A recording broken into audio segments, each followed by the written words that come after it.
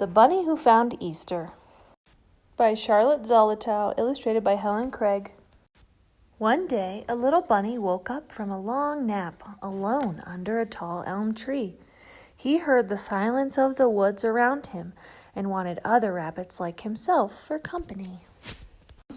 "Can you tell me where I will find other rabbits?" he asked a sleepy old owl in the elm tree. "Other rabbits?" said the owl. "Why, there are always rabbits at Easter." "Where is Easter?" asked the little bunny eagerly. But the old owl had dozed off to sleep again in the bright sun. It must be some place to the east, thought the bunny, and he set off searching. It was a hot summer day. The leaves in the trees stood as still as a painting against the blue sky. The bunny found a pool of water, and down in the water silvery trout flashed by. But there were no bunnies about. "Then this can't be Easter," he thought, and went on his way. He came to a field full of daisies. There was a hot summer daisy smell over the field, and the bunny's nose twinkled. A big, slow bumblebee hummed by. But in all that whiteness of daisies, there was no whiteness of bunnies like himself. "This isn't Easter," the bunny said, and he went on. Once he was caught in a summer storm. The sky looked like night. Suddenly, a streak of lightning, the color of the stars, forked through the sky. Great rumblings rolled from one end of the world to the other. The rain came down so fast that the bunny could hardly see the mountain laurel just ahead. Slowly the rumbling rolled by. Slowly the sky brightened. Slowly the rain stopped.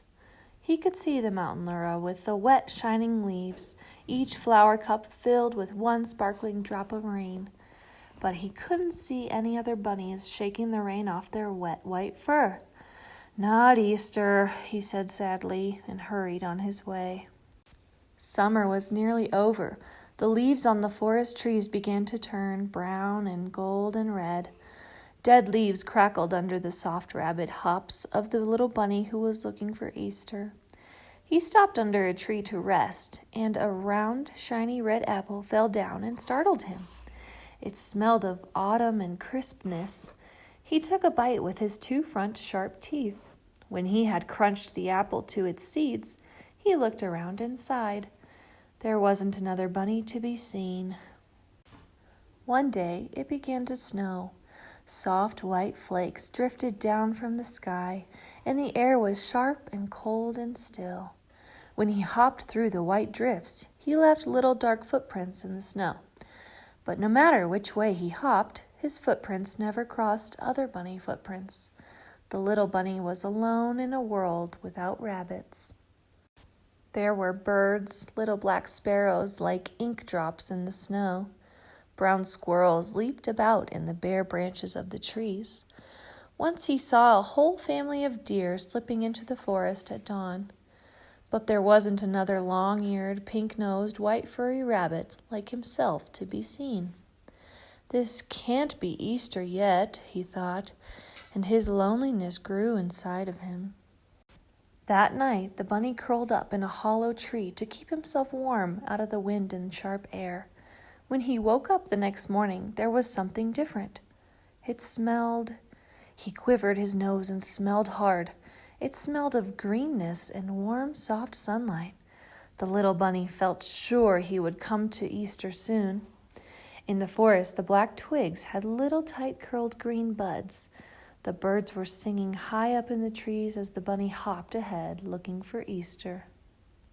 Suddenly, he saw something in the muddy earth that made him stand perfectly still with excitement, crossing in front of him and going into the woods where he had never been, where little raw paw prints on the ground. He followed the paw prints very carefully down a hidden path. There, in a clearing, he saw someone small and furry resting on a mossy bank. It was another bunny. She had brown fur, she had long ears like himself, and eager bright eyes like himself. The little bunny was so happy to find her, he completely forgot about Easter. Hopping back through the forest with her, he showed her all the places he had seen on his search. At last they came to the tall elm tree where he had first awakened to find himself alone. But now his loneliness was gone. The two bunnies were very happy together. Soon they had a whole family of little rabbits, tiny, soft, sleepy things with long, sweet ears and small, wet noses. The bunny's heart throbbed with happiness at this wonderful, earth-smelling, sunlit, bunny-filled world. "Aha," said the old owl when he saw the bunny's family. "Didn't I tell you so? At Easter time there are always rabbits."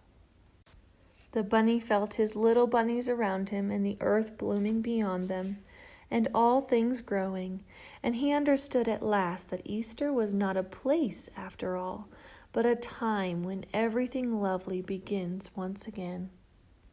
The end.